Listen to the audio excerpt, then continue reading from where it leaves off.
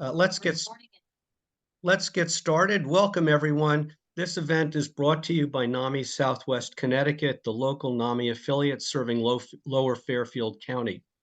We are a nonprofit member organization dedicated to improving the quality of life for individuals and families living with a mental health condition. NAMI offers 12 free and confidential support groups each month. There are two types: friends and family, which is for family members of adults with mental health conditions, and NAMI Can for parents and caregivers of children and adolescents. We also offer free evidence-based classes. There's Family to Family, which is an educational program for family and friends of adults with mental health conditions, and NAMI Basics for families with children.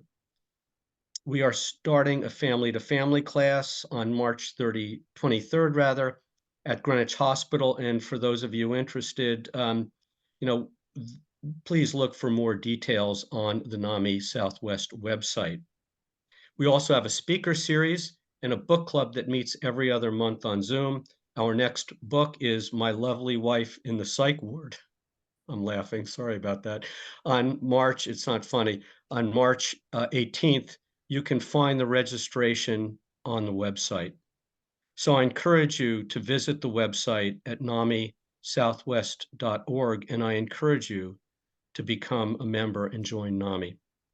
Now, let me introduce our speaker, Marie-Paule de Valdivia, who is the founder and director of Families on the Line, a private DBT practice that works with patients and coaches family members in DBT-based family skills. She has spoken about the importance of family involvement in DBT treatment, both nationally and internationally. Please remember that this presentation is not providing individual medical healthcare advice. If you find it helpful, please share the information you learned tonight with your clinical team to confirm that these tools will be helpful for your loved one. With that, I'd like to turn it over to you, Marie-Paule, and thank you so much for joining us tonight. Thank you. Thank you so much for having me tonight and for this very kind introduction. I appreciate it. Hello to all of you. Welcome. I am so glad you are here. I am also sorry that you are here because you wouldn't be here if there weren't a lot of difficulties and worries and concern in your lives. And we are a community of people who learn together and help each other. And I'm really glad to have the opportunity to bring to you what I know and have discovered to be helpful over the years. So what I would like to do is share my screen. I have a few slides. You will be welcome. When I was prepping for tonight, I was told that you could have access to the slides. So those of you who are interested are welcome to ask for them and have them. But for now, I will attempt to bring them up. There we are. There we are. So my computer is giving me all sorts of information, and I hope that I will be able to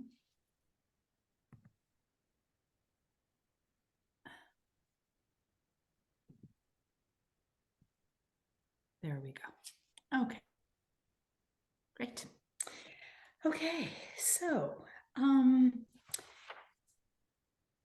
we are going to be wanting to speak about the concept of and the difficulties around severe and chronic emotional dysregulation, which is often termed borderline personality disorder. They're not exactly the same. And of course, as many of you know, since you're here tonight, mental health is not something static. So we're going to look at the difference and similarities so that those of you who are looking at severe emotional dysregulation, but perhaps not borderline yet or not borderline ever, sort of have a sense of how those two sort of connect. We're going to be discussing how this condition comes to be, and what can be done about it, especially from your perspective. What can you all do in order to be supportive and helpful to your family members? And then I will want to talk about how, even though this is a really hard disorder to live with, both as the person who struggles with the disorder and as families, as you all know, it's really difficult. It's also a diagnosis with a very hopeful prognosis. So, as I said, there is a difference between emotional dysregulation and high arousal or being upset. I think we can all relate to a time when we've been really, really, really upset in our lives. And I love the word upset because it's such a generic word, right? Upset can mean sad, it can mean anxious, it can mean ashamed, it can mean lots of things. But if you go back to a time, maybe not so long ago, where you have felt, 0 to 10, an 8, 9, or 10 of some unpleasant emotion, be it frustration, anger, or anxiety, worry, concern, or sadness, right? If you can sort of go back to that.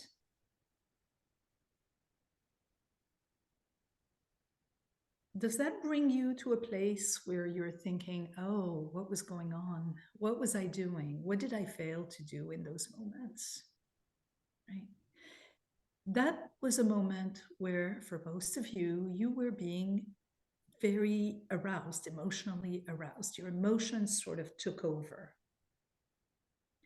Your brain in that moment was sending out signals to you. So if I hold my fist like this is the brain, right? And this is sort of the stem, the limbic part of the brain. The middle part of the brain, from an evolutionary standpoint, they sort of formed on top of one another.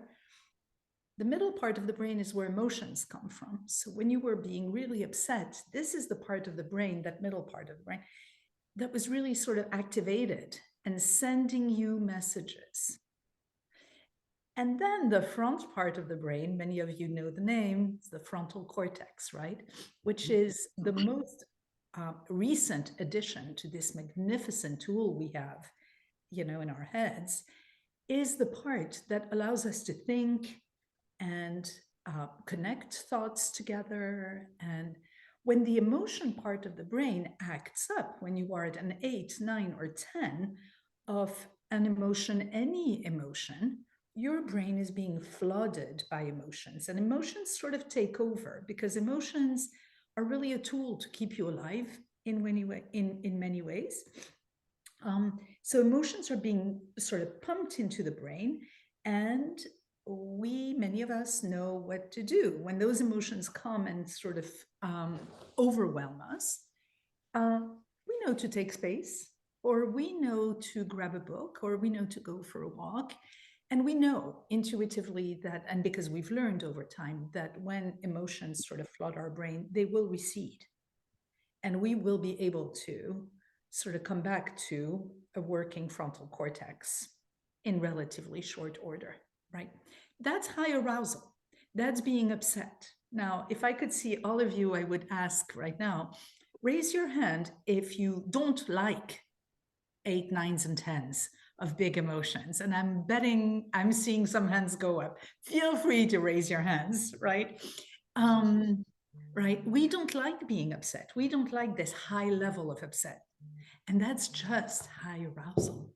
That is not emotion dysregulation. We're going to be speaking about severe emotion dysregulation, which is 8, 9, 10, and chronic, which means it's going on all the time, right? And this talk applies to severe and chronic emotional dysregulation, which often is connected with borderline personality disorder. So quickly, because this is sort of the little bit boring part, but we do need to talk about that. Those are the symptoms that characterize borderline personality disorder and likely characterize also severe and chronic emotional dysregulation. As we go through them, I would like for you to keep in your mind how every single one of these criteria actually either causes emotional dysregulation or is the cause of emotional dysregulation, right? And if you have room in your frontal cortex to also think about this, look at how many of those criteria are connected to relationships, to interpersonal situations, right? So again, I'm going to go through them quickly, but for example, frantic efforts to avoid real or imagined abandonment. That means somebody is walking out on the person who struggles, on the person who suffers, not necessarily with an ill intention, right? With ill intent. Maybe that person is just going to go buy milk, right? But that person is leaving for a short time or for a long time. It can be a breakup. The person who suffers, right? So interpersonal, and those frantic efforts, that dysregulation is caused by this symptom, right? This pattern of unstable and intense interpersonal relationships. So I imagine that many of you are sort of nodding right now. These extremes of, I love this person, I have been friends with them my entire life, I could not live without them, they are my best friend. And family members are thinking, wait, no, you've not been friends with that person for that long, no. Or, I hate this person, I've never liked this person is mean and has always been mean to me. You know, these extremes where, again, those of us who are not overwhelmed by emotions and have more access in those moments to our frontal cortex are able to hold both sides and say, yeah, something happened today that is not very pleasant, but in general, this person has been friendly to you, right? We're able to hold both sides. It's very hard for them. So it becomes a pattern. We see identity disturbance, this inability to sort of decide who we feel like. And this is really hard. I mean, we're all so lucky to have that for ourselves, to sort of know who we are. We know the colors we like to wear. We know, for some of us, whether we prefer to wear skirts or pants, men and women included, right? We know this about ourselves. And it's hard for people with a lot of emotions to find that place where they're able to sort of ground themselves. So this image becomes unstable. They change hair color a lot. They change clothing style. They might even change preferences in music or in places where they live. The fourth symptom is impulsivity. That is the one that we family members get to see a lot, right? Potentially self-damaging impulsivity. So it can be things like substance use. It can be promiscuity. It can be driving way too fast, even sometimes without a seatbelt, which becomes suicidal sort of ideation or behaviors, right? It can be eating disordered behaviors, anything that is impulsive. And in the mind, and we will talk more about this, in the mind of our loved ones, are behaviors that actually are aimed to bring down the strong emotions that they're feeling. The scariest symptom of them all, recurrent suicidal behaviors, it can be threats, right? It can be suicidal thinking. It can be suicide plans. It can be actual gestures, right? So that is so difficult to deal with for family members. It's difficult to deal with for therapists. We're all, in the same boat with this one. We're careful because we know that these suicidal thoughts and sometimes behaviors are short-lived in nature, but we also know how dangerous they can be. And then we have what is called here self-mutilating behaviors, which is really self-harm, oftentimes in the form of cutting, but it's not just cutting. It can be also hitting oneself. So if you see your loved one sporting bruises that are sort of odd, especially in odd places on their faces, or that can be, somebody who is hitting themselves. burning themselves, so self-mutilating behaviors. This affective instability, lots of, which is the reason why many people with borderline are misdiagnosed as bipolar. We see almost what looks like a manic episode followed by what looks like a depressed episode.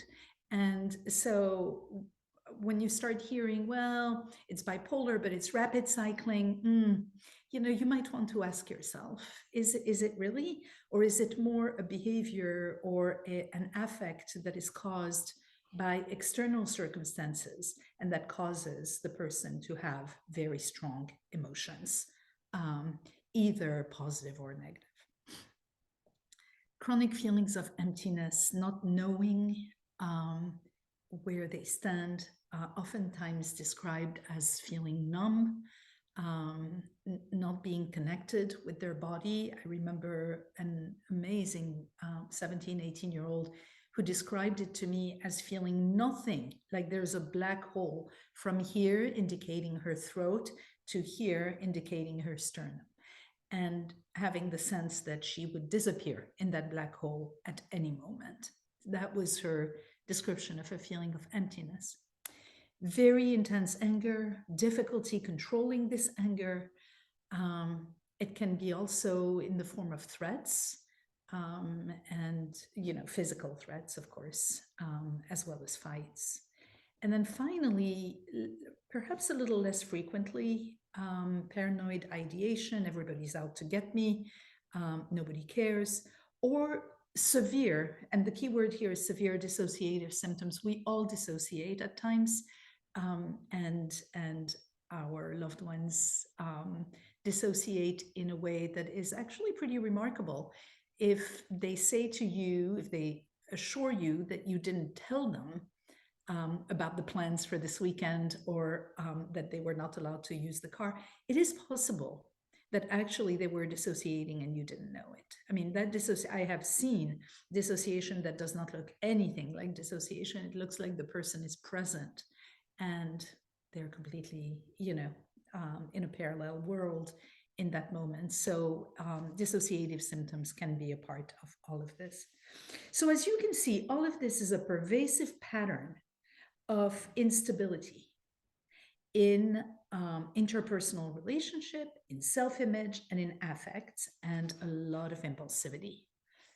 Now that we've done that, what I want you to see is all these symptoms reorganized around the core of what we're talking about today, which is emotion dysregulation. When you have a severe and chronic pattern of emotional dysregulation because emotions are not regulated properly in the brain, you have affective instability, and it causes all of these things that are around the central core of this, right? So if you look at impulsive behaviors or attempts to avoid or attempts to numb, we're looking at behavioral dysregulation, right? If you look at somebody who has so many self-judgments, I'm such a loser, I can't do anything right, I don't have any friends, everybody hates me. Or problems thinking and problem solving. I don't know how to do this. You want me to engage in this project, I have no idea how to do it. That's cognitive dysregulation. Remember when I said it's really hard to think when your emotions are taking over? How are they supposed to resolve any problems, right? Think about anxiety, about emotions. You know how emotions love themselves? Have you ever noticed being anxious and then being really anxious about the fact that you're anxious? Or being sad and noticing that you're sad, and then it makes you even more sad, right? I call those emotions square. Emotions love themselves. That's emotional dysregulation. And oftentimes it's squared by the fact that emotions love themselves. Emotional dysregulation also in terms of the rejection sensitivity, fears of abandonment, right? And then relational dysfunction with problems in relationship, a difficulty in reading other people, such such certainty in knowing what other people mean and feeling defensive about all of this, feeling attacked because self-esteem is so low. Right. So now what we've done is we've taken all those beautiful symptoms from the the Diagnosis and Statistical Manual for borderline, and we've reorganized them in labels that you can use. You can look at your loved one and you can say, hey, this is a moment where I'm seeing a lot of self-judgments. This is a moment where there's a lot of impulsive behaviors and there's a reason for that. If my brain was overwhelmed by emotions, I probably would act that way also. Okay. So now we can rename BPD as a pervasive dysfunction of the emotion regulation system. Almost like a physical illness, right? There's something that's not working right. The emotion regulation system is not working. I often call my patients, whom I love, Ferraris. I mean, they are so amazing. They're so creative and generous, very often very smart. They're amazing. They're Ferraris with the brakes of a little Ford Pinto. And they don't really work very well, those brakes, you know? So here goes the Ferrari, 300 miles an hour. And when the road is straight, oh my gosh, it's a beautiful thing. As soon as we hit a few curves, you know, there are no brakes. The car just sort of like slides off the road. Yeah. The emotion regulation system is not working too well. So to recap a few of the things that I have said, as emotions increase, right? The middle part of the brain, emotions are flooding, tsunami of emotions. The ability to think actually decreases. Have you ever been in a car looking for the place you're going, looking for an address or looking for a street sign? Do you notice how sometimes you just turn off the radio? To be clear, I can reassure you, hearing music is not going to help you, or not hearing music will not help you see better, right? You can listen to the radio and find the place you're going to. And yet, we tend to do that. We tend to sort of narrow ourselves down when we really want to solve a problem or find something, right? When emotions are part of this, our ability to do so decreases drastically. And when we talk about thinking, I mean, this is a short list of what our frontal cortex does for us, right? It's an extraordinary little tool, big tool. It offers us the ability to solve problems. It helps us focus on something. And it actually helps us push away other things that we don't want to think about in the moment. We stay focused on the one thing we want to focus on. It gives us the ability to reason, to weigh pros and cons, to think things through. It helps us access our memory and make good use of it. It's not just memory, oh, I remember. It's, I remember that I had this, this experience, and this is what I learned from this experience, right? Oftentimes, I hear family members say of people with borderline say to me, it seems that he or she is not learning anything from their mistakes. Yeah, that's probably true. That's probably true. It helps us remember our long-term goals. You know, so when all your friends you're in college and all your friends are asking you to go out to a bar for an evening and you have a test the next day, it helps us remember that we really would like to pass this class because we really would like to be able to get the credits and sort of finish college one day and do the job that we wanted to. If you function impulsively and joy overwhelms you because friends have asked you to go out, it's going to be really hard to remember your long-term goals, and therefore you're going to take steps in a direction that is not optimized. And finally, it gets in the way of clarity of expression. As emotions increase, have you ever been, like I have you ever been so angry that you're actually sputtering? Right? You get to this place where you know what you want to say, you sort of know why you're so upset, and it just doesn't come out. It doesn't come out. Here's the problem with dysregulation. The problem with dysregulation is that it is very, very painful. And it leads to dysregulated actions because people who live at a level of 8, 9, 10 of emotions do so for long periods of time, and they need to reduce the strength of this emotional overwhelm. So they engage in what we call maladaptive behaviors. And we're going to talk more about maladaptive behaviors. So back to that little chart that you've seen now. I think it's our third time.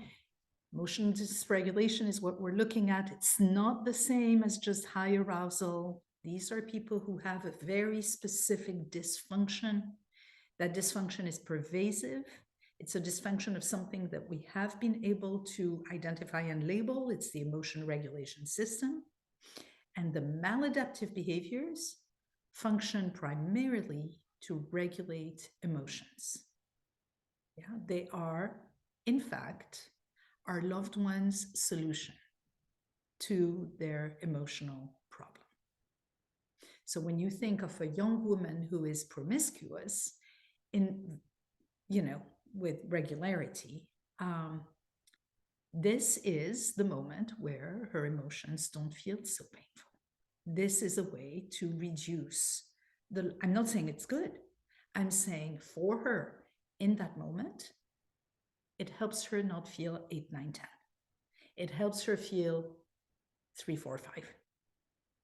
And what a relief is that. So now it's her solution, and it becomes her parents' problem, right? Because of course, we don't want to see that, or her loved one's problem.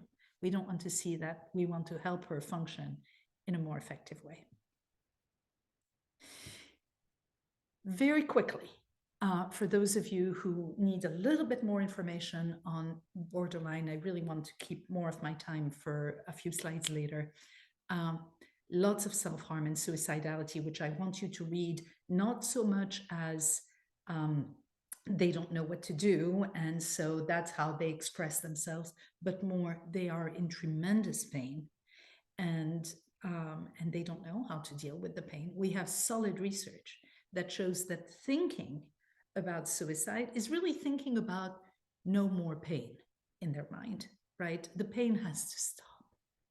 And it helps them feel better. So of course they're thinking about suicide. And that wouldn't be such a big problem, except the link between suicide thinking and acts. And so we have to be careful with that. We can't allow that to take sort of like front and center, right? BPD, lots of impairment in functioning. I mean, those are people, as I said, who tend to be very smart, very generous, very kind, capable, and who don't reach their potential in life. They live with anxiety and distress. Medication is only helpful to a certain degree, not really a lot. They bring a lot of stress around them where they go, including to their families. And believe me, of all the people I've worked with, the vast majority of, I want to say all of them, are very aware of the distress they bring to their families, which adds to their emotions because they feel a lot of shame. It's very hard to keep jobs because generally jobs involve interpersonal relationships. They are over-emotional, very impulsive, they self-harm. They often use substances, sometimes at a very high level. Other times, it's not intense substances, but we do see substance use quite a bit. We also see eating disordered behaviors, and then a ton of interpersonal difficulties, which is really the core discriminator for the disorder. Okay. So it's a very dangerous, perhaps even lethal disorder, but there is hope.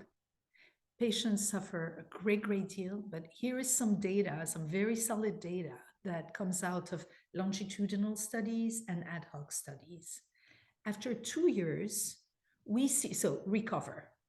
Recover means, remember I showed you 9 symptoms? in the DSM. In order to qualify, yay, for borderline, you must have 5 of those 9 symptoms. If you have 4, your life is still very, very difficult. But technically, you've recovered, right? So when this means recover, it doesn't mean that they function the way we think that perhaps they could function. But it does mean that there is sort of a calming effect in their lives. They're able to sort of manage the dysregulation. They're able to move forward toward life that they deem worth living. After 10 years, more than 80% recover.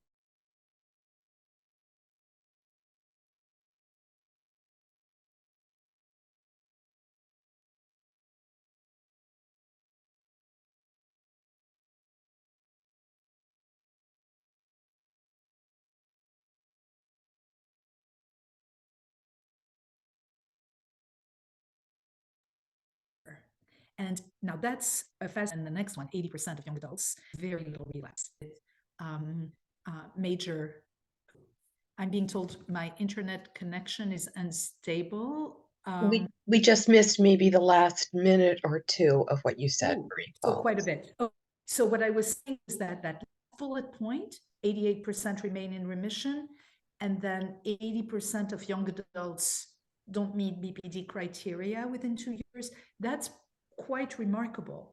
Other mental health disorders present much higher rates of relapse. So when we look at bipolar, when we look at major depressive disorder, when we look, even medicated, even stabilized, we see a whole lot more relapses than we do with borderline. So treatment helps, knowing what to do helps. There is definitely hope. Time helps. And we have to be careful that these are people who can remain safe while we are applying treatment, skills for themselves, and allowing time. Dr. Axelrod, who passed away a couple of years ago from cancer, quite young, but who was a DBT star, used to say that this is a disorder that can be best treated as a community, the community of patients, helped by communities of families, with the support and understanding and guidance of a community of therapists, right? Of course, family members struggle enormously. This is a very difficult disorder to deal with. What we see is that family members experience post-traumatic stress symptoms from having dealt with very difficult situations at home with their loved ones. So they experience reactions and responses that are very similar to therapists. And those therapists need special training to work with BPD patients.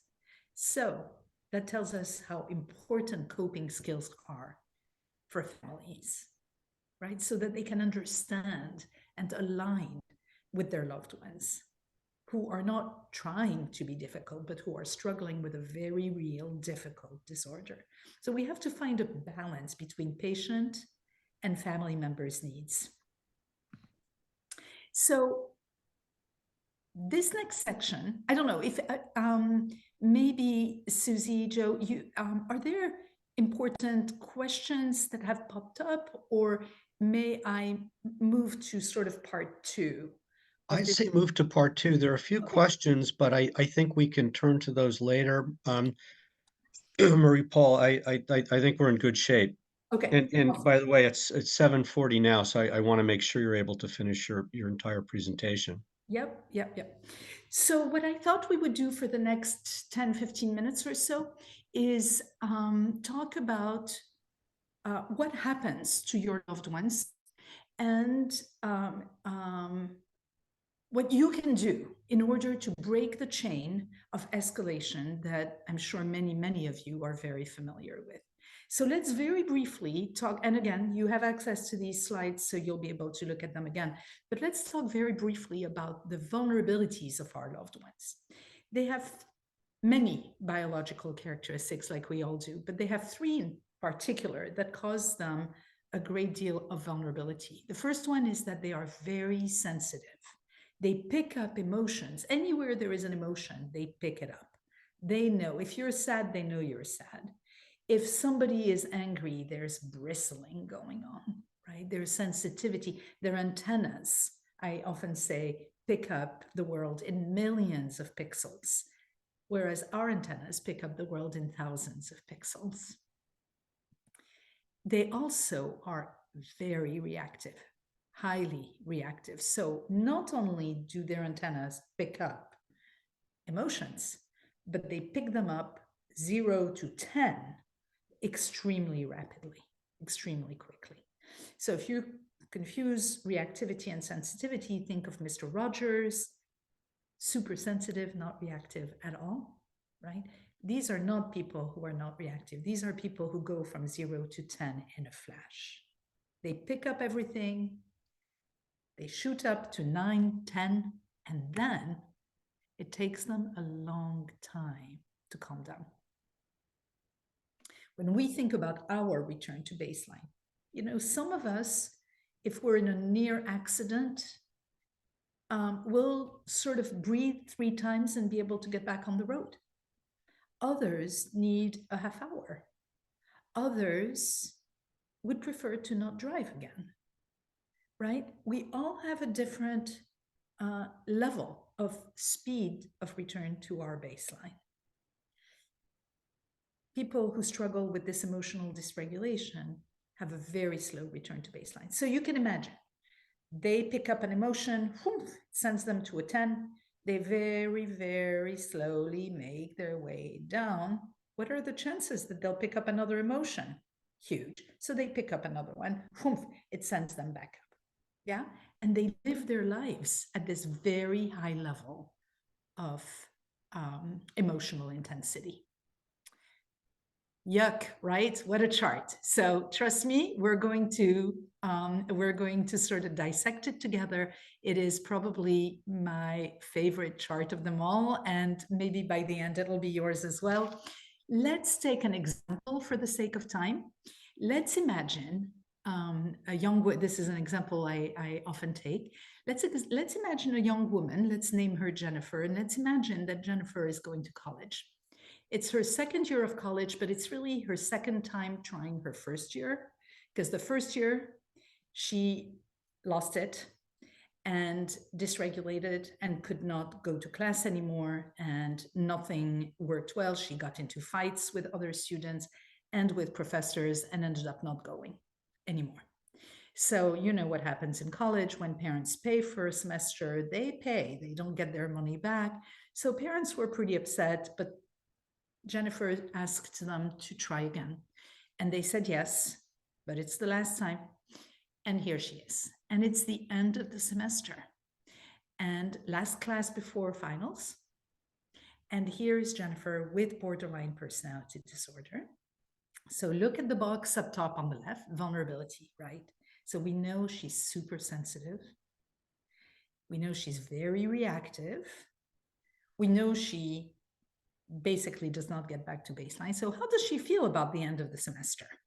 Right? Lots of emotions. They're high. She's anxious about this. These are also people who have a hard time getting up on time. So presumably she didn't, on this last day, she didn't get up on time. And she probably didn't have time for breakfast and drove a little too fast to come to school, but is still arriving late on this last class. And she walks in the classroom and everybody is already seated and the professor has started. And the professor, a kindly elderly gentleman, turns to Jennifer and says, "Oh, hi, Jennifer, come on in. There's your event." Okay, see the event box up top? There's your event. Jennifer walks in, she's late, everybody's looking at her. The professor says, "Oh, hi, Jennifer, come on in." What would we feel? We would feel maybe a little bit of embarrassment, right? We're late, everybody's looking at us. But remember, she doesn't feel little anything. She feels big things. So instead of embarrassment, what's embarrassment multiplied by 100, right? Because that is the disorder. It's shame, right? So she's feeling like she wants the earth to open up and swallow her up. This is where judgments come in. Judgments can be judgments of others or of herself. I'm such a loser. Why was I late? I don't understand why I'm always late. Or judgments of the professor. Why did he have to say anything to me? He's such a jerk. He's never liked me anyways. Or judgments of her student colleagues. Why did they look at me? That's not their problem. The emotions are coming up. Heightened emotional arousal. So now when you look at that box, heightened emotional arousal, do you see what's going in there? What's going in there is her vulnerability, the actual event, and the judgments. And she's a volcano waiting to erupt, right? So she goes to the back of the classroom. Do you think she's listening a whole lot to what the professor is talking about? She's trying really hard to manage her emotions. That's what she's trying to do. If she can, good for her. If she can't, she's going to engage in whatever maladaptive behavior is helpful to her, right? She might pinch herself. She might bite her cheek. She will do, or she'll get up and leave and go and self-harm in the bathroom. She's going to do something that is going to bring the emotion down. But if she's able to stay at her desk, she's going to spend the rest of the class just sort of stewing on this. Then she'll come home and her parents will be at the kitchen table and she'll slam the door open and she'll throw her backpack, because remember, no return to baseline. She's very upset. Her parents will say, Jennifer, what's going on? And she'll answer in this explosive way. Leave me alone. Why are you on me all the time? She's trying to get things under control. Now, parents are not being bad parents. They care for her a great deal, and they recognize a pattern from the year before. They're going to say something like, uh-oh, Jennifer, this is what you did last year, remember? You'd better get everything under control here, because your test is tomorrow. That's not unkind. That's not mean. Is it helpful, though? No. It's not, because Jennifer, by slamming the door and telling them to leave her alone, is being very inaccurate to them in her expression. See, that's the box after a heightened emotional arousal. She's engaging in inaccurate expression. How are they supposed to understand what happened? If Jennifer could say, well, I'm really vulnerable and I have all this sensitivity and reactivity, and I walked in the classroom and the professor sort of drew everybody's attention to me and I felt so much shame and I had such a hard time dealing with the shame all day, and I'm suffering. Now, they would know what to do and say, but she can't say that. She doesn't know how if she's not skillful. And so parents are going to engage in some invalidating response, like, hey, girl, get it together. Not mean, but what does it do? Look at this big purple arrow. What does it do to emotional arousal? Will it bring it down or will it bring it back up? And if she hasn't engaged in maladaptive behavior yet, well, maybe she might now. We've all, as parents or loved ones, engaged in invalidating responses. My gosh, we have. Of course we have. One parent one time said, it's the job of parents to be invalidating, and that's not untrue. We do. But it is this pervasive history of invalidation that creates such a huge vulnerability. Somebody who is very sensitive and who grows up hearing, don't be so sensitive. A client of mine in her 40s who looked at me when she saw this chart, and her first name was Donna, and who said to me, oh, that's why they always called me Drama Donna. Drama Donna. She grew up with that nickname, right? That's a pervasive history of invalidating response. She wasn't being dramatic, she was suffering. Right? So what do we do? Well, it's a chain. As any chain, if we break it, we're a huge step ahead. And we can't break any, we family members can't break any of it except the invalidating response. That is what, if we had 10 more hours, that is one of the things that I would be focusing on now. How do you not invalidate? And then how do you actually validate? Validation is like nectar for people with borderline personality disorder, and it can be taught and it can be learned and it can be used, and it is so incredibly effective. Family Connections is a program that was actually created on the principles of family to family. So Alan Frizzetti and Perry Hoffman created this class based on the 12-week protocol that NAMI offers, called it Family Connections. It's a free class. It's also 12 weeks. It's also structured. It's led by professionals or family members. So it's, very, very similar. It's very DBT focused, and it offers 3 things: support, psychoeducation,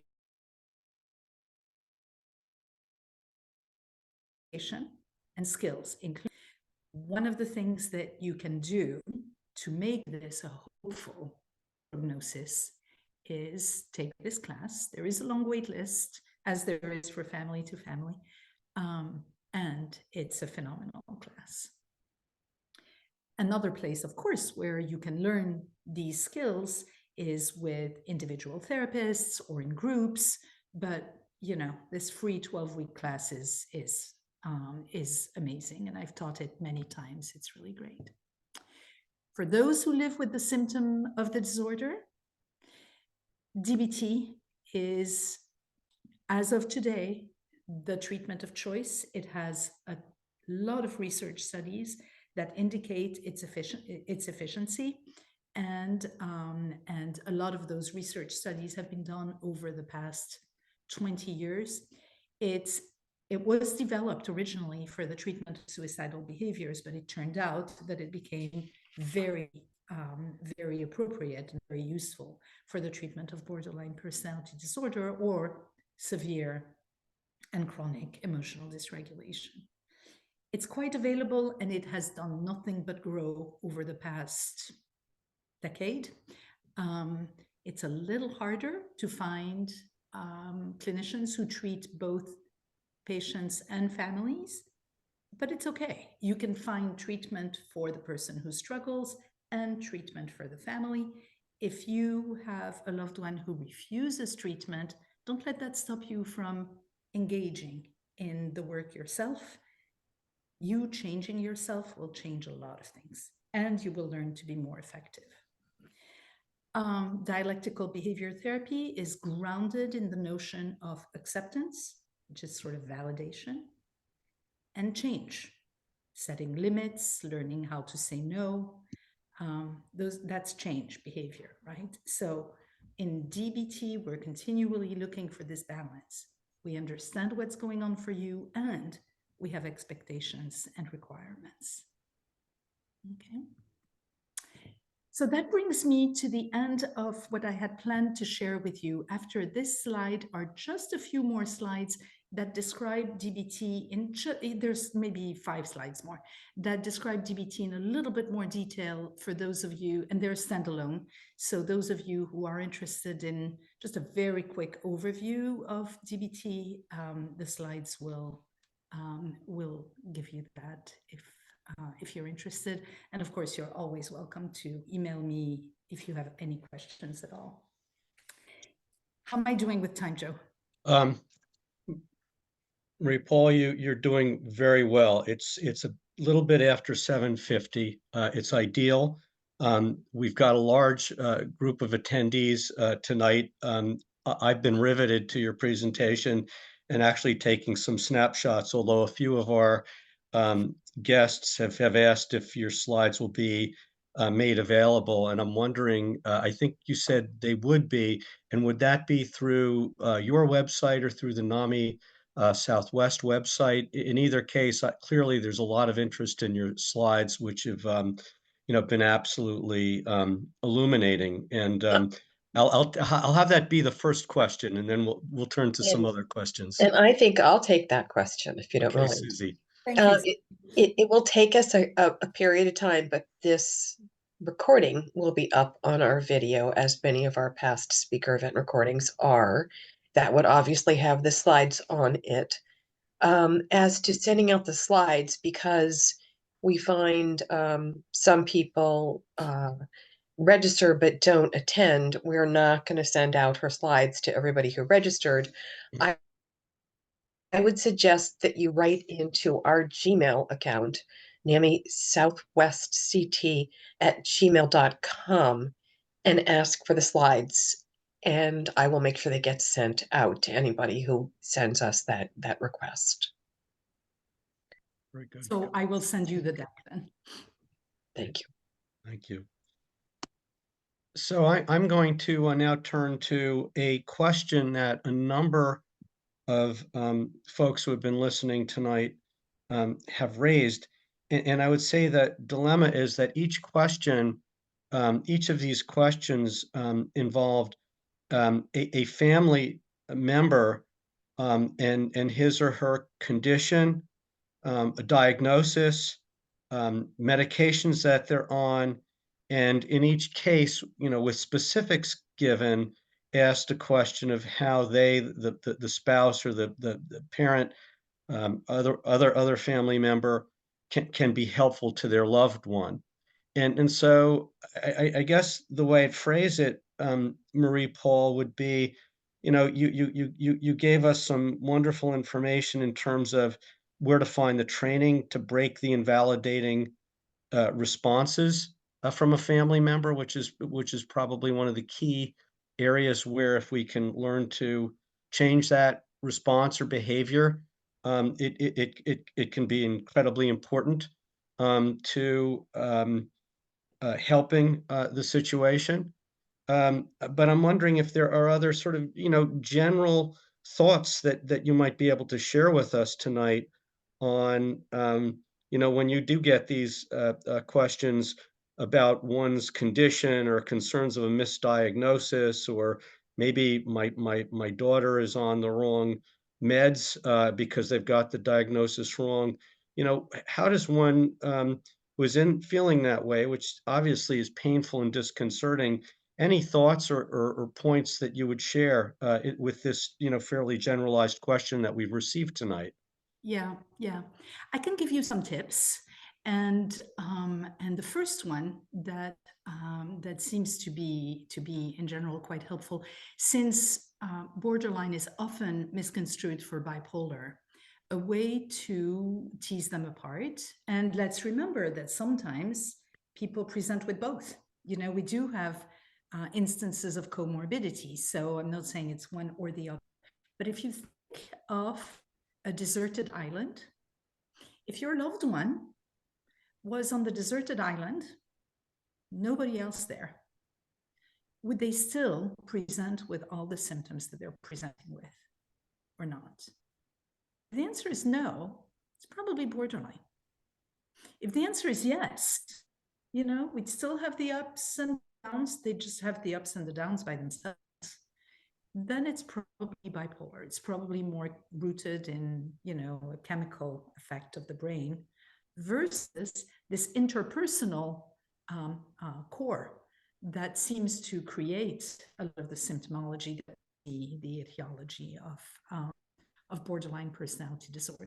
So if you ask yourself that, is loved one, the ups and the downs, are they caused by interpersonal, including us? And it's not that we mean to, of course, but if they're alone in their bedroom, can they be alone in their bedroom for long periods of time and be at peace? And that tells you something. Something else that is important to know is that there is currently no medication for borderline personality disorder.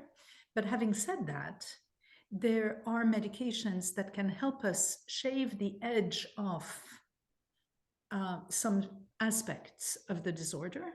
So DBT, the treatment I was referring to, dialectical behavioral therapy, is a protocol through which we teach our patients skills to function better in society. We're not looking to change them. We're looking to make it possible for them to function better. When our patients are so depressed or so anxious, and frankly, wouldn't you be if you had this disorder and you had to live life, right? Wouldn't you be so depressed, so anxious? So it's hard, it's painful, right? When they're so depressed and anxious that they cannot be present to learn skills, that they cannot remember to practice the skills between sessions, then an antidepressant or some kind of anxiety medication, not benzodiazepines, but other possible anti-anxiety medication can be helpful. But there is no medication for borderline. Now, your loved one may be on some medication that is necessary for them because they may have some psychotic symptoms, or they may have, other symptoms that really get in their ways, and they may want to keep their medication. But I have seen many patients do quite well with DBT and with no medication as well. I'm not recommending no medication. I'm absolutely not. This is the work of your loved one's psychiatrist, for sure. And it's not always necessary. So those are two little tidbits that I can offer. Yeah. Very good. Good. I'm going to go sort of back to the underlying understanding or causality of BPD. Is it trauma-based? What do we know about the causality of this? So what we know for sure, how can we be sure of anything, right? We are as sure as we can be that this biosocial model is sturdy and holds up evidence. It holds up to evidence. The biology, sensitivity, reactivity, slow return to baseline, and the environment, the social, biosocial, which is the chart that I showed you, right? Mm-hmm. This is how that sensitivity and that reactivity gets reinforced through repeated invalidation. So we know that. Beyond that, we see, so you might have heard that people have to have had trauma in their life in order to present with borderline. That is absolutely not the case. Is there a large amount of people who have struggled with trauma, have experienced some trauma in their life? Yes. There is a higher number of people who present with trauma in the borderline population than in the general population. There is a higher level number of people who were adopted in the borderline population than in the general population. But there are many more people who were adopted who do not have borderline than people who were adopted who do. There are many more people who were traumatized in some way in the general population than people who have borderline, right? So the two don't go together necessarily. But it does seem that trauma is sort of like a switch. And, people who have not had trauma, oftentimes their families will describe them as difficult babies, or babies who were ultra sensitive, or children who hear and have very acute hearing or a very acute sense of smell, for example. Yes. As opposed to children who are described as, they were fine, they were amazing, they were great, they were, no problem. We didn't think any, and then this trauma occurred and that changed them. So trauma seems to have this, can have this function of flipping a switch that then causes sort of a changed path, if you will. But not everybody who we treat for borderline has lived through trauma at all.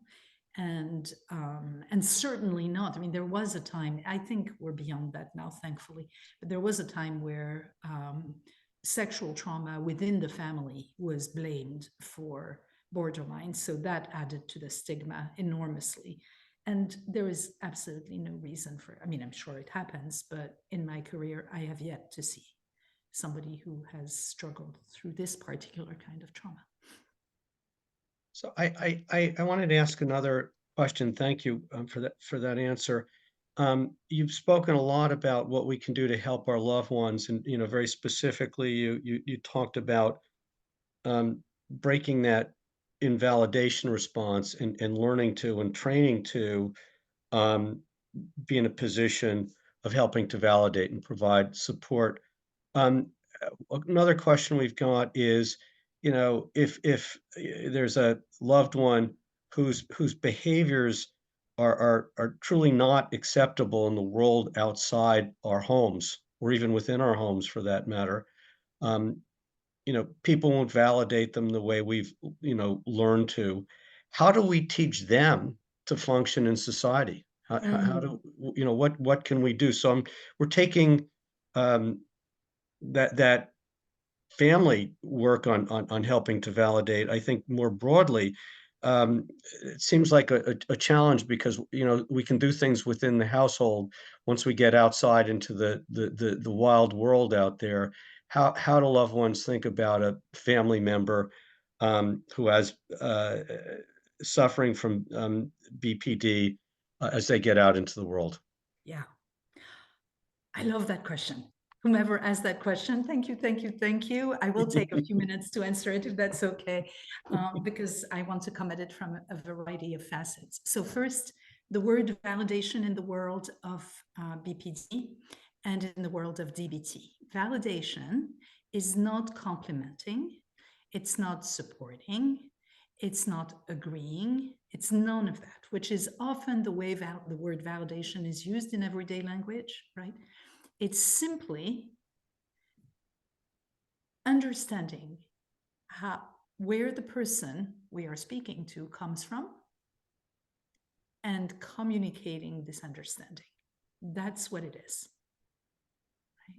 So, Joe and Susie, you are and have and are working so hard at putting together a really awesome presentation. And I can see how much you care about putting these presentations together. I can see that, right? I haven't said good job. I can say good job. I can say, which is a compliment.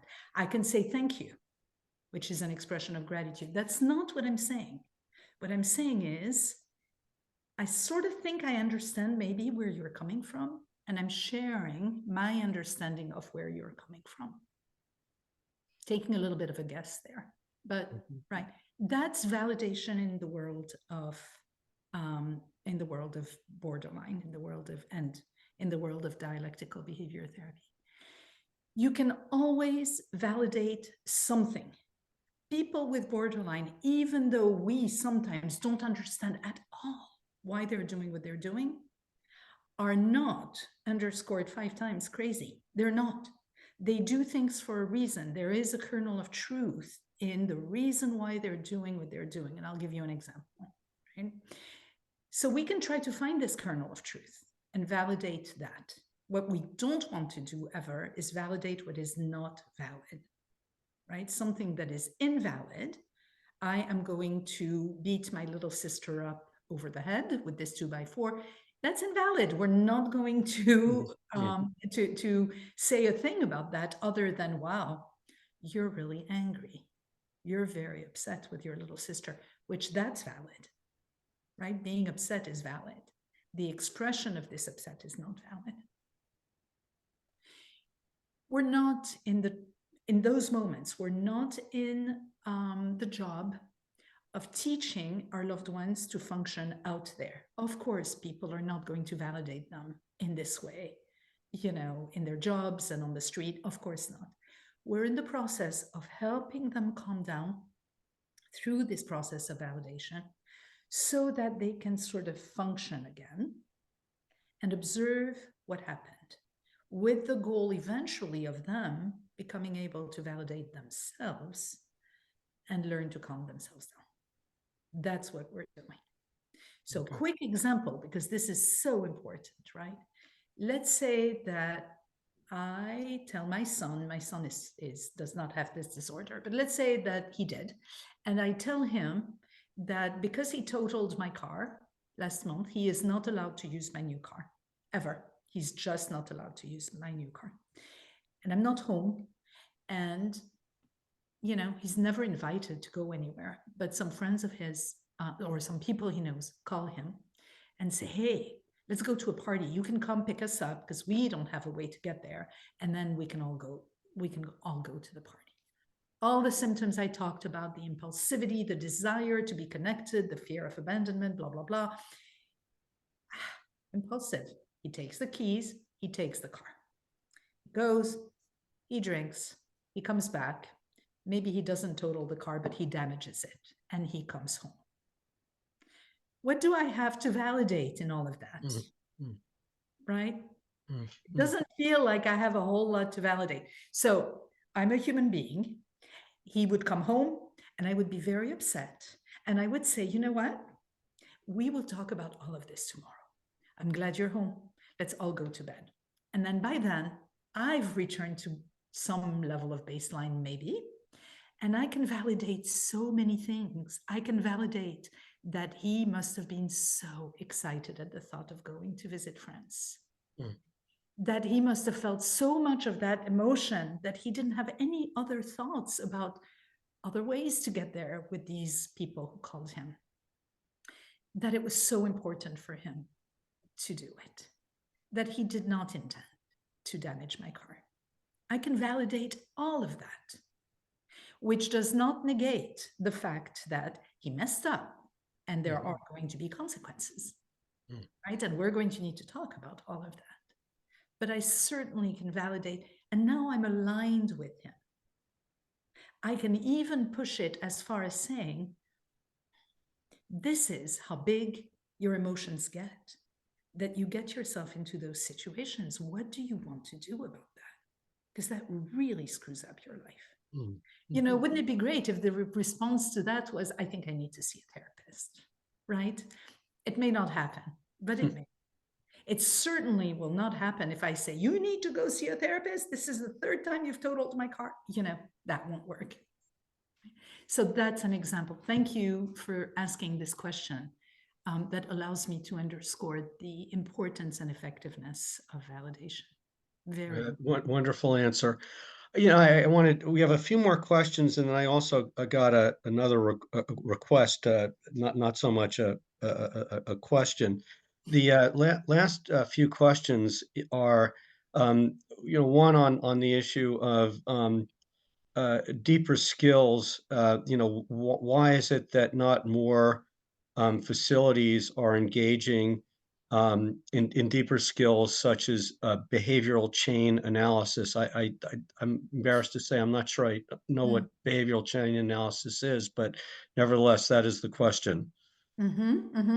So behavior, a chain analysis is a tool that we use in dialectical behavior therapy to help a client, help somebody who struggles with the disorder, really understand what happened that caused them to engage in a maladaptive behavior.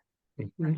So if I see Jennifer in session a day after this whole drama at school, I might say to her, I need to identify what the event was that started her thinking about, say, cutting, right? So I'm going to ask her and she's going to say, I don't know, because remember, emotions, it's hard to think.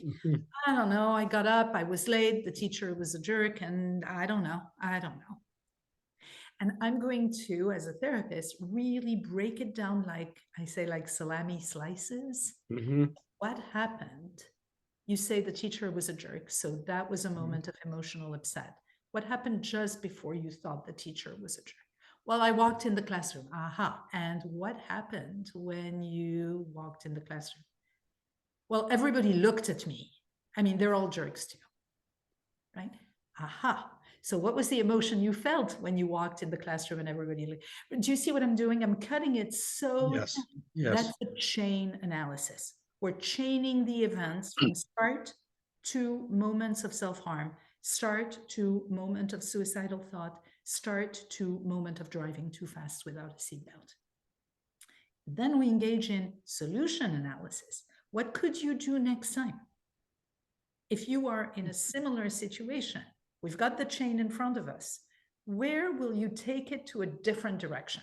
What skill have you learned through DBT in skills group that you could apply in order to get to a different outcome than the outcome you got to?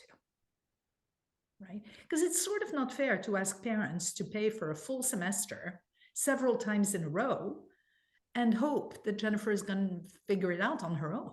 What we need is to find solutions for Jennifer to be able to manage those moments so that she can make her way through college, right? That's the chain analysis. All right. Good. There was a second part to your question, which I'm forgetting. Well, there's actually an additional question. I think it was, I guess the second part is why are not more facilities using these tools? They need Sorry. to be trained. They should be, they in order to do that, they would need to be trained. And the intensive training takes time and is expensive. And you sort of have to dedicate yourself to DBT, maybe. I'm not sure. It's a good tool. It's a good tool. I recommend it. Very, very good. I have one other question for you, and potentially for Susie and Julie, which is, what can we do as mental health advocates for our loved ones to ensure that DBT will be covered by insurance? So it takes time, it takes, there's money involved. Its cost is prohibitive for many families. Insurance companies do not cover this therapy modality. And then I'm going to put in an advertisement. Over the last 6 months, I've heard from so many people on this topic of DBT, and for families, parents in particular, working with their children, including adult children, that those I've been talking to have said what they've learned in DBT training is making a world of difference for them. So I'm hearing it a lot out in the field right now. So I guess that's a great question. I'm not sure what we can do as mental health advocates to ensure that that it will be covered by insurance. Obviously, there's been so much work being done to get parity treatment for mental health conditions as there are for physical conditions. But anybody who wants to jump in on that question, please do. I believe Tom Burr is on the line, but that would not be fair to like unmute him and put him on the spot on this question. Well, maybe Mental what health. we'll do is we'll get together with Tom and the team in Hartford from NAMI, Connecticut, to actually give this some thought and come back through our newsletter in a more comprehensive way.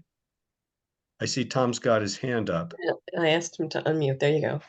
Okay. Yeah, no, I Okay, was Tom, actually great. typing away in the chat here the answer to the question. Yeah, mental health parity actually is something we are working on and have been working on for a number of years. We anticipate that a bill will be put forth in a public hearing next week in the Insurance and Real Estate Committee. Mhm. We don't have an official date yet for that. It will likely either be Tuesday or Thursday. I won't get into some of the more dramatic details of why I can't be more specific, except that we're working furiously behind the scenes to make sure that this does indeed happen. And we've got some really great champions up at the legislature that are helping us on this journey. We are hitting a little bit of a headwind, though, and so it's not a done deal, but we have a real good shot at getting a bill passed that will finally put some teeth into the whole mental health parity issue, which will then hopefully result in these insurance companies doing right by people who have coverage for mental health conditions but can't seem to get their providers to pay for. So if you're interested, I'll put my email in the chat if you want to get on our listserv for our action alerts, which is not the standard NAMI listserv. You can get our newsletter, but not necessarily get the action alerts. So if you're not sure, just email me. I'll make sure you're entered into that. Thank you, and I Great. appreciate Thank you very much, Tom, and we'll be looking forward to keeping abreast of any news alerts you're sending to us on the NAMI State Connecticut newsletter. Thanks again. Good to see you as always. We've got a few minutes left, and I do want to come back to an offer that Marie-Paule had made. There were an additional 5 slides in your presentation, and as we began this question and answer session, you know, I commented how wonderful it was to have a chance to go through your slides, which are quite concise, quite informative. To the extent we've got this group of almost 100 people online tonight, I'd like to ask if there are any slides, if it's the full 5 that we haven't seen, or if there's any 1 or 2 that you'd like to refer us to while we're still here together. We'd love to hear from you on them.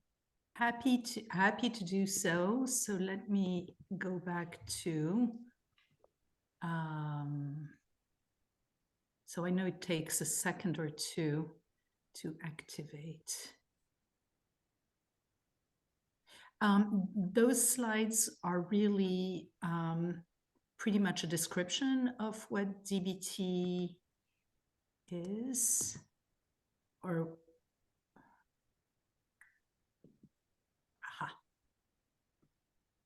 there we go. Okay, so I wanted to share with people what a solid DBT looks like.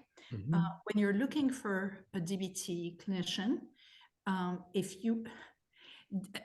DBT has been tested, as I said earlier, many, many times, and we see evidence of its effectiveness. We know the evidence of its effectiveness when researched and when applied as researched. It's not to say that it would not be effective applied differently. All we know is that it's effective applied as researched. So there is a protocol, and we DBT clinicians are taught to follow the protocol. Meanwhile, there's an army of DBT aficionados who are testing various adaptations of DBT or testing DBT on other populations as well. And as the data comes out, we're able to slowly adjust DBT. But right now, what we know is that if you're hiring a DBT clinician for yourself or for your loved one, you want that person to have been trained. There are 2 types of training, a 5-day training and an intensive training, right? You want your clinician to have been through the intensive training.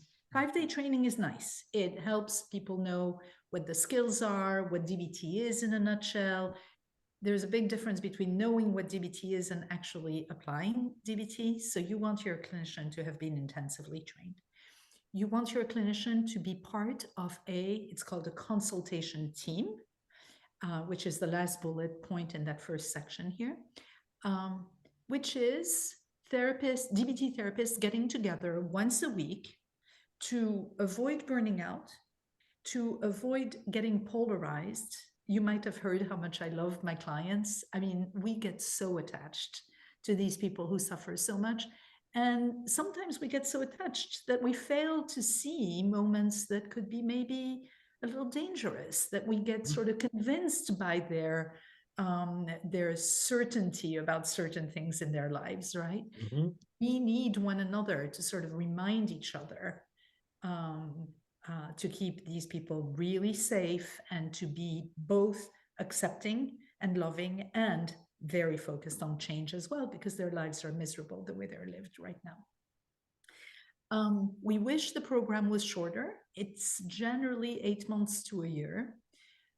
There are various modules in the treatment, and the first thing we see after sometimes it's as short as 4 months, but generally it's about 6 months, is we see the intense inability to tolerate any distress sort of calm down a little bit. We see the ability to face difficult situations and breathe, which is lovely to see, right? And then after that, we see more emotion regulation. DBT, and that might help you guys when you're talking to legislature. DBT is a high level of care. It's not an IOP level of care, but it's an individual session, at least one individual session, sometimes two. When clients are very suicidal, it could be one session plus 4 times 15 minutes to sort of hold them together, and a skills group, which is generally 90 minutes weekly. So it's pretty intense. It's also, of course, pretty expensive. Insurance companies will tend to not reimburse if the session is on the same day as the skills group. They'll tend to not reimburse for coaching. So they create a lot of difficulties in us being able to be paneled with them and practice DBT the way we want to. Very recently, family support has been included in the protocol of treatment, which made me so happy. Just 10 years ago, 12 years ago, families were kept at a distance. You know, it was almost, not quite, but almost, you caused all of this, let us fix it. You know, no longer. There's really much more openness to including families. The very first question we will ask a patient when they walk in the door is, why are you doing this? You're thinking about dying. Why do you want to live? What's in it for you? What is, and we call it the LWL, life worth living. What is your life worth living? And sometimes it's as simple as having a dog. Sometimes it's as simple as moving out of my parents' home. You know, it doesn't have to be super complicated. Although there was this client who was maybe in her 40s when I was working at the Yale IOP, who said, you know, my life worth living goal has always been and remains buying, I'm not sure if I'm going to say this right, a Winnebago, is that, yeah? And yeah, that. And touring all the beautiful, great parks of this country, just driving and being free. What a beautiful life worth living goal, right? I don't know if she ever accomplished it, but it gives people a reason to live. And when they go into this despair and into this, suicide is easier. Suicide will at least make the pain go away. We've got something to sort of counterbalance that. So it helps us eliminate those life-threatening behaviors and the therapy interfering behaviors. And then what we want to do is increase their quality of life and their behavioral skills. So it's a very, you know, really, truly, if I see a colleague of mine who is a well-trained DBT clinician, at any moment in her or his session, I know what they're doing by the answers they're giving, by the approach they're having. You know, there's a plan behind every interaction, and they would know what I'm doing and I know what they're doing. That's how much the protocol is pretty firm. We ask our clients to fill out a diary card, and we create a hierarchy of targets. So of course, suicide is at the top of the hierarchy. So anytime there is any suicidality, that is what we're going to focus on, to the exclusion of anything else. If there is no suicide, then we can talk about other fun, more fun stuff. So that's very rewarding, right? So everything is encouraging to sort of get away from suicide.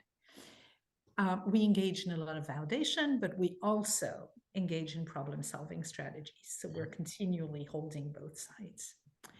Here's your behavior chain analysis. I described that. I don't think we need to go over that again. And then what we do, which a lot of therapists do not want to do and have a lot of judgments about, is we engage in telephone skills coaching. So we teach our clients a lot of skills. But of course, they generally don't come to session all dysregulated, right? In fact, when they come to session, they're generally in a decent place. On the other hand, when they arrive late at school and everybody's looked at them and they're thinking about going to the bathroom to cut, they may not be remembering a skill. They may be thinking, hey, Marie-Paule or whomever, my therapist told me to use a skill. You know, again, emotions are taking over. It's impossible to remember, but they remember our phone number. Coaching is a 5-minute deal. But during that 5-minute deal, we're able to say, we're their brain, you know, we're access to their brain. For your goals, remember the skill you learned last week. How about you practice that? How about let's try that? And if it doesn't work, call me again, right? So that's something that DBT clinicians do. And if you're looking for a DBT clinician and they do everything but not coaching, that's not who you want. I don't know too many people who are like that. 4 series of skills are taught to our patients in skills group. The first one is core mindfulness. If you don't know what's going on inside of you because your emotions take over, well, how are you supposed to fix it? You need to be able to know what your emotions are.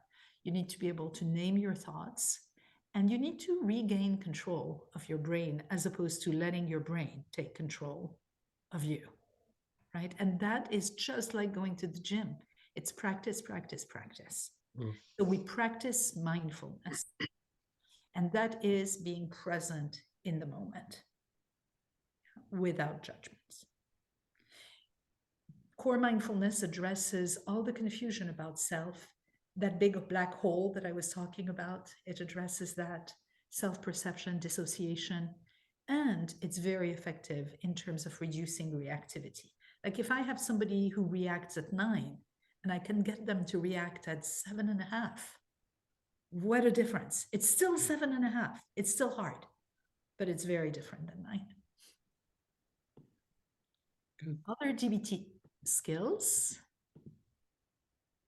are distress tolerance, which is not feeling better or doing better. It's simply being able to let time pass without making things worse. Those of us who are not reactive and sensitive, we know how to do that. We know that by breathing a little bit or saying, I'm done, I'm not talking to you anymore, just give me space, right? And it will calm us down. That is distress tolerance. We know when we are at risk of making things even worse. It's hard for them. They need to learn that. The third set of skills out of all 4 is emotion regulation. This one is actually about feeling better. The other 2 were not. This one is about calming emotions down. And the last one, which is the hardest to change, sadly, but really important, is interpersonal effectiveness. How can you ask with a chance of getting what you want? How can you say no effectively without burning bridges? How can you find a middle path rather than be black and white in your interactions with people? How can you go home mad at your professor or at your boss and not quit or not drop out of school? How can you do that? Those are all these skills. So it takes about 8 months to go through all the skills, to Big Book, all the skills one by one in skills group, and to apply them and to practice them. The good news is you don't need to know them all. You don't need to practice them all. You need to practice maybe 5 or 6, and they're life-changing. So those were the slides that I had added for people to have access to and review if they're interested. Wow, Marie-Paule, on behalf of NAMI Southwest, on behalf of NAMI Connecticut, and on behalf of the national organization, I want to thank you, and obviously on behalf of everybody here listening to you this evening. Incredibly informative, and more importantly, incredibly inspirational. You know, Susie, I want to pass it back to you before we call it an evening. And again, Marie, thanks for a wonderful evening and discussion with us. Thank you. Thank you. I just want to say thank you, everybody, for joining. So I did put that email in the chat if you would like the slides. It is NAMI southwestct@gmail.com. And if we get your email, we will send a copy of the slides out to you. But in any case, thank you for joining us and take care. Please look for our next speaker event, which will be in April. Thank you, so Marie-Paule, much, more everyone. importantly. So, thank you. Thank you so much, everyone. All the best for your journey. It's not easy, and but you're not alone. You're not alone.